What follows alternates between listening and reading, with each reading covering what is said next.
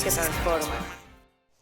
Buenas tardes a todos y a todas. Hoy vamos a tener un podcast muy especial que se llama Ser mujer en el poder, experiencias y realidades.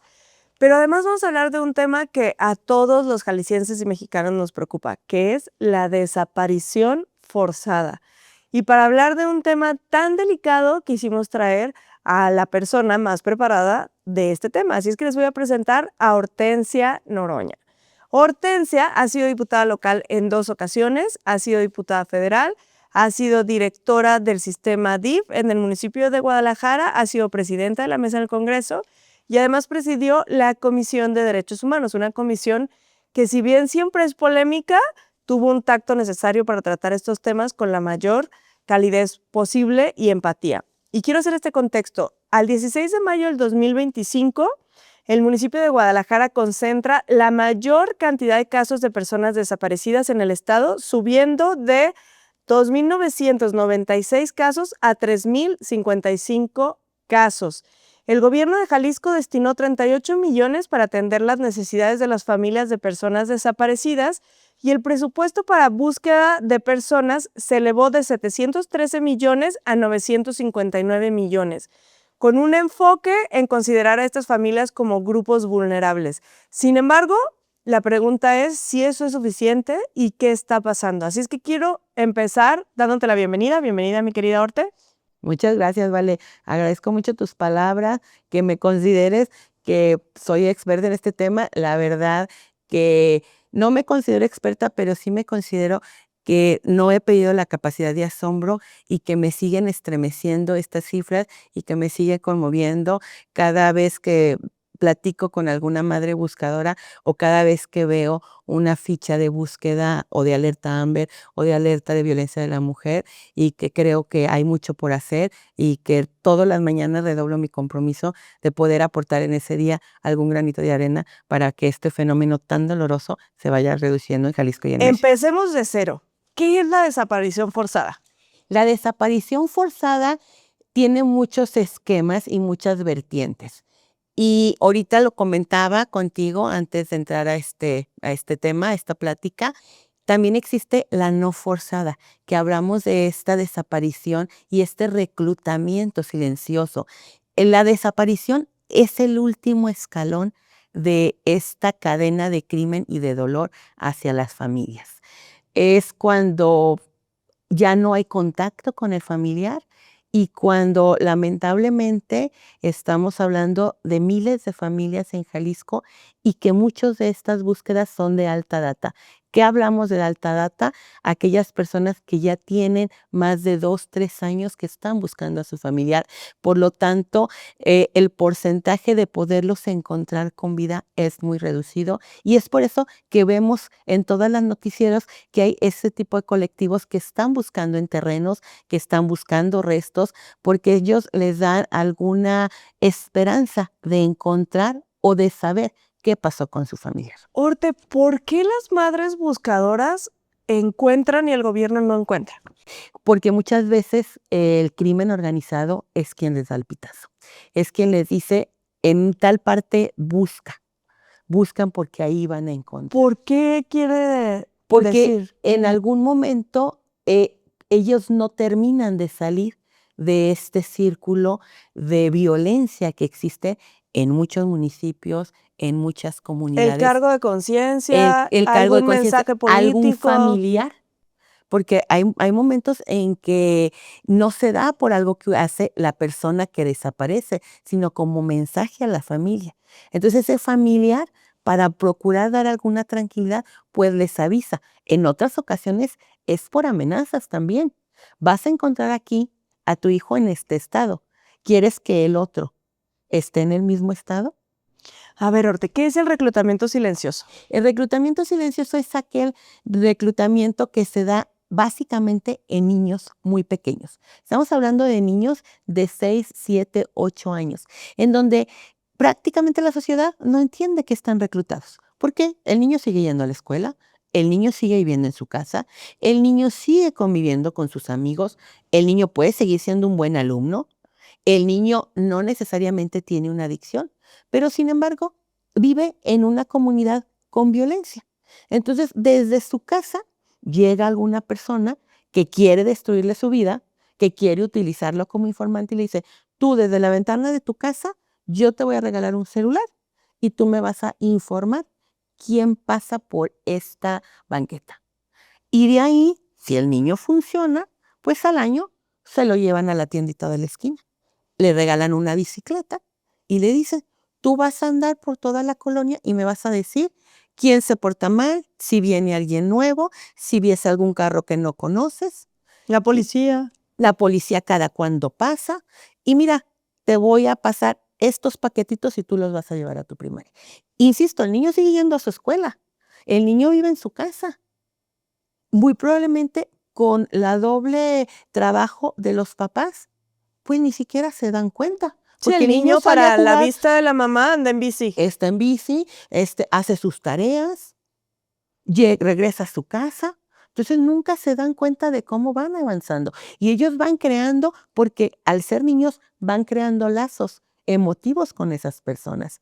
Les van agarrando confianza, van creyendo que son sus amigos. En algunos casos están más presentes que los mismos Exactamente, padres. se hacen las llamadas pandillas, que hay otros niños más grandes. La siguiente tarea, te voy a dar esta navaja, te voy a dar esta pistola para que te protejas.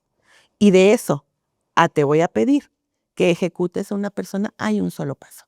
¿Y por qué? ¿Por qué al delincuente le conviene? Por dos cosas. Primero, porque ese niño se le va a juzgar como menor infractor, de tal manera que su pena va a ser muy corta. Él le va a pagar una bicicleta. Imagínense ustedes que la vida de un ser humano cueste lo que cuesta una bicicleta o una moto. O sea que en alguna manera con papá, oye, pues ¿de dónde traes una bicicleta? Claro, ¿cómo la conseguiste? ¿Dónde estabas? ¿Qué estás haciendo? Repórtate seguido. ¿Con quién? Es muy importante que los papás, de una manera sana, sí tengan la confianza con sus hijos para revisarles los instrumentos electrónicos, si tienen iPad, si tienen teléfono, estar al pendiente de con quién se junta. A ver, Horta, entonces, se da este reclutamiento silencioso.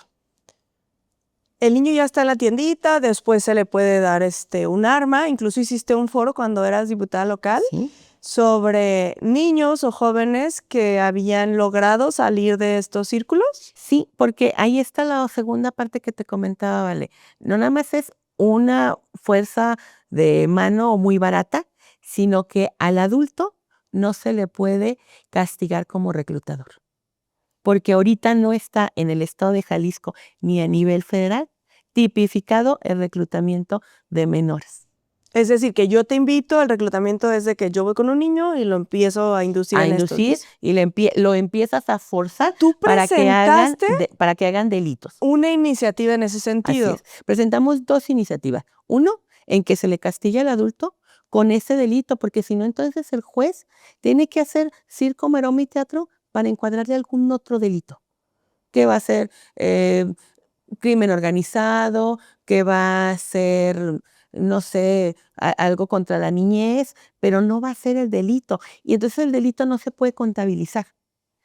Entonces, ahorita no Sí, hay no es una que mataste cifra. a 2 personas, Sí, es que es cuántos niños reclutaste para que mataran a esas dos personas.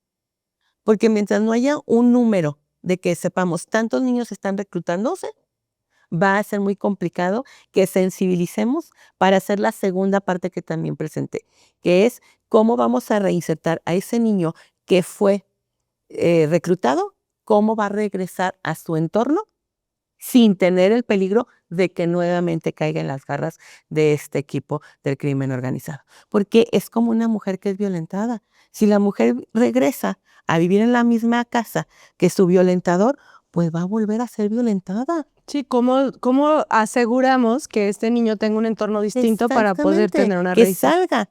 Y precisamente en el foro que nos hiciste el honor de acompañarnos, ahí veíamos cómo tuvieron ellos que salir, los que nos daban sus testimonios, de sus entornos, salir hasta de sus estados. Uno de ellos era del norte del país y se vino al Bajío, otro era de Veracruz y también se vino al Bajío.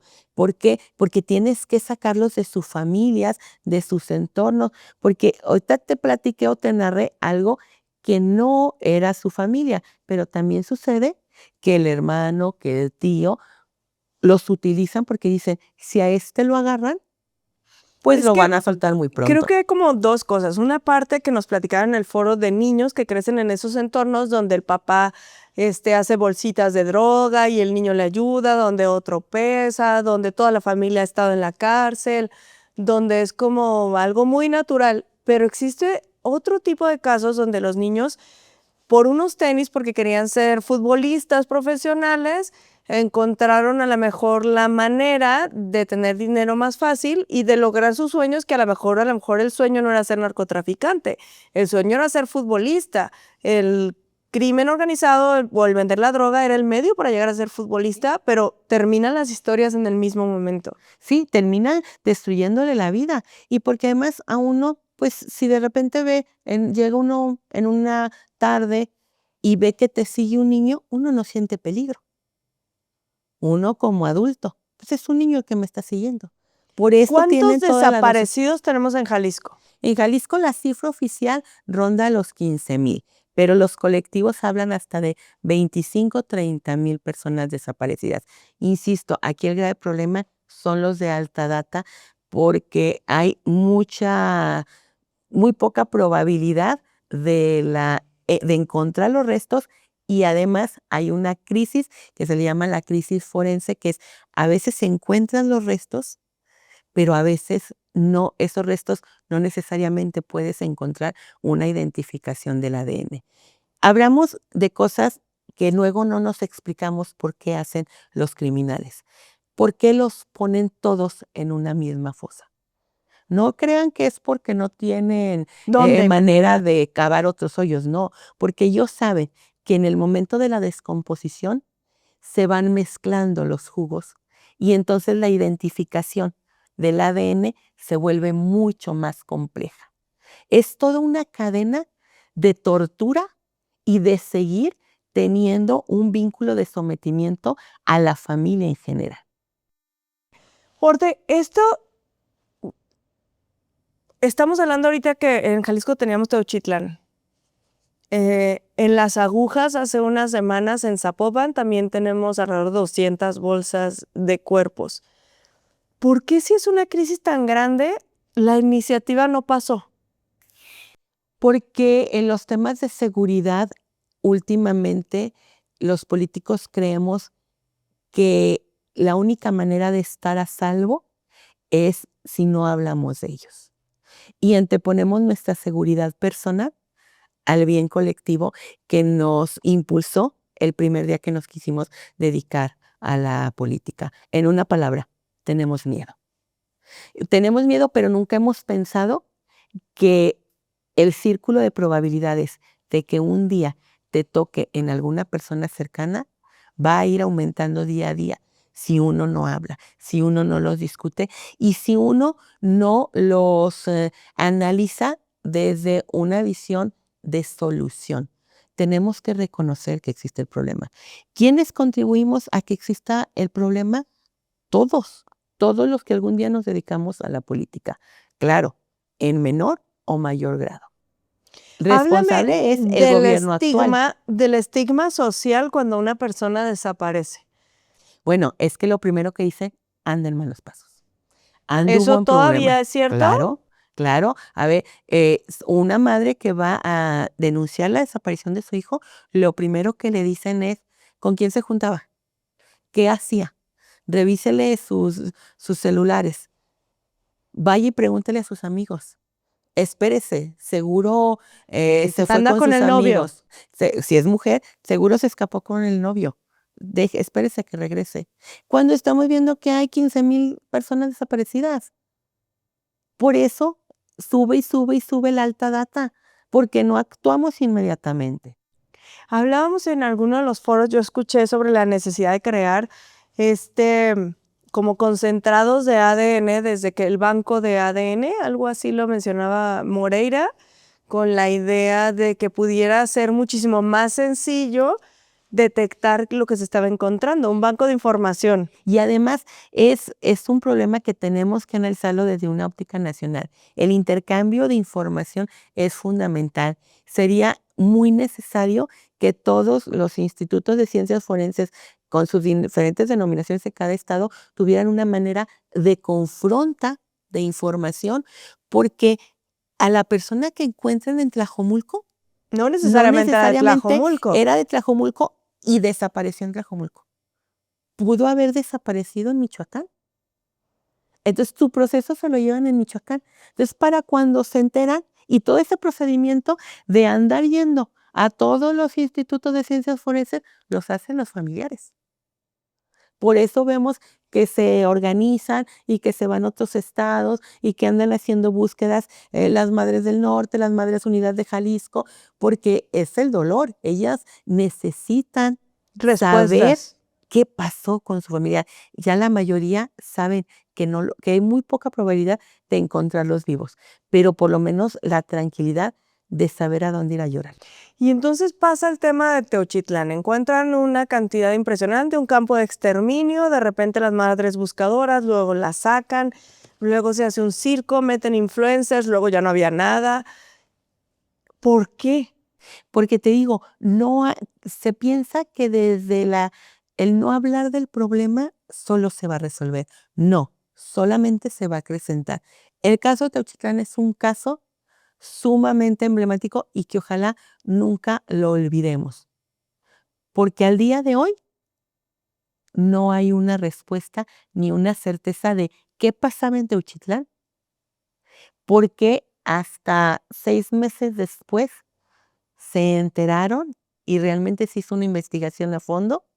Se habla de que era, tratan de minimizar que era una zona de exterminio con decir era una zona de entrenamiento. Es exactamente igual de Es lo grave. mismo, a ver, moría gente y Sí. había cuerpos. Y si no, los estaban entrenando para matar a otras gentes. O sea, es exactamente igual de grave. Pero mira, vale, Teuchitlán es el más reciente.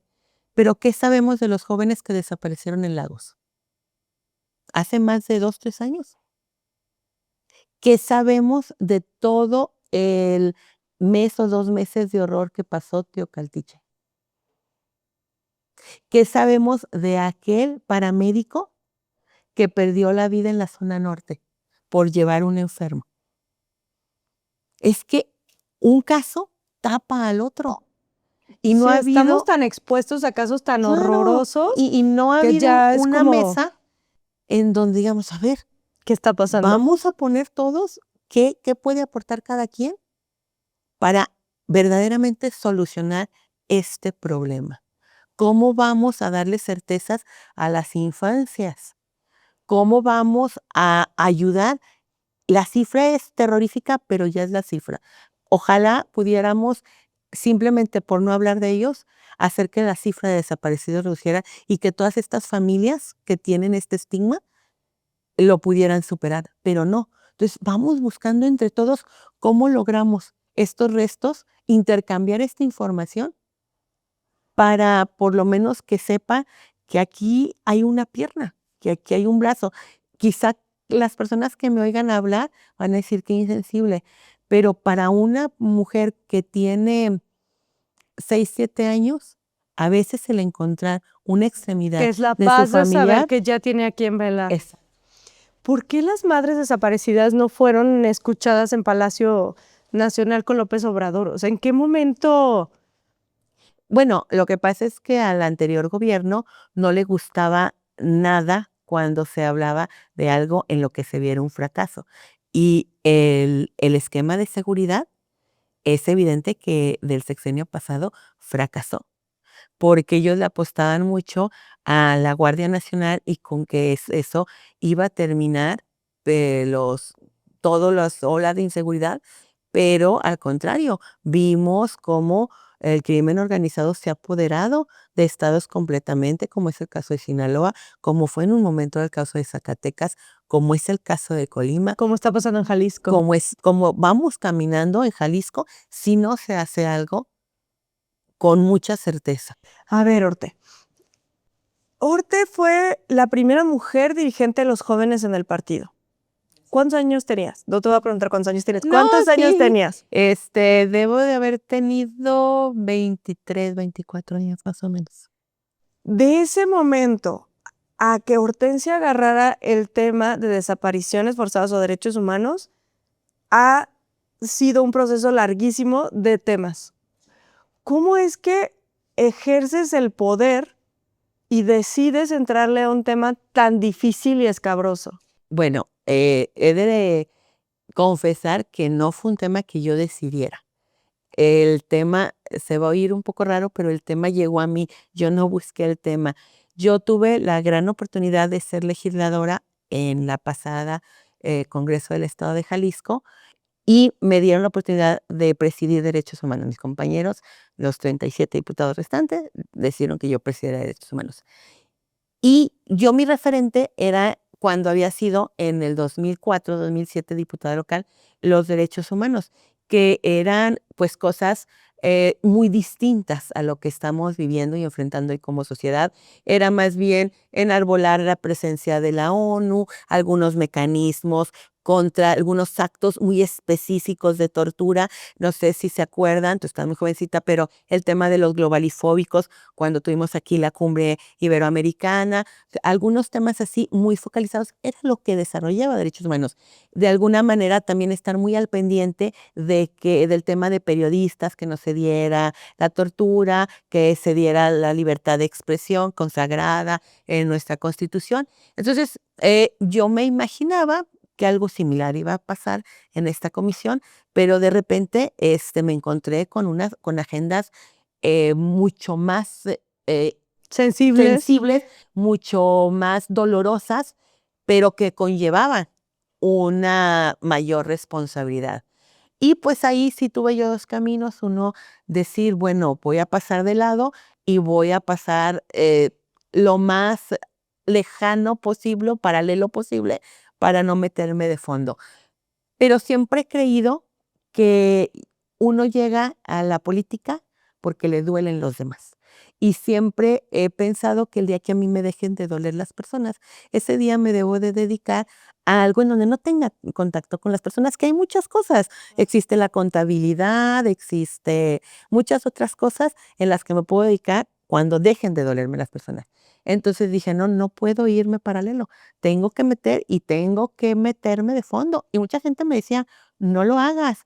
En algunos posicionamientos que señalaba con claridad nombres de organismos delictivos, zonas, me decían, es que vas a correr peligro. Y siempre decía, es que sigo corriendo peligro porque vivo en Jalisco. Y si yo no hago algo, insisto, yo siempre he creído en la ley de la probabilidad. Esta ley se va a ir acortando y un día va a tocarme en alguien cercano a mí, Pero en además, alguien que yo le ponga yo quiero rostro. hablar de. Luego creen que los diputados todo es bonito, todo es fácil y los temas son muy, pues, solamente son mediáticos. Pero cuando Hortensia, presidenta de la comisión, hace un foro de desaparición forzada, pues también se meten problemas con gobierno del estado. Y gobierno del estado, ojo, estás hablando de una diputada de oposición, dice, oye, así no. ¿Cómo manejas esas cosas? Porque las mujeres que nos están escuchando, muchas hacen política y creen que es fácil. Cuando se meten en un problema así, ¿cómo lo resuelve una mujer con poder? Yo creo que uno debe de cuidar siempre en el transcurso el que nunca negocies tu libertad. La política es el arte de la negociación. Es el arte de construir mayorías. Es el arte de buscar cómo el problema lo resuelve uno en base a acuerdos y no en base a un pleito, porque si no, pues nos dedicaríamos a la lucha libre o al box. Pero dentro de estos acuerdos, uno nunca puede negociar su libertad. Ni su libertad de pensamiento, ni su libertad de hablar.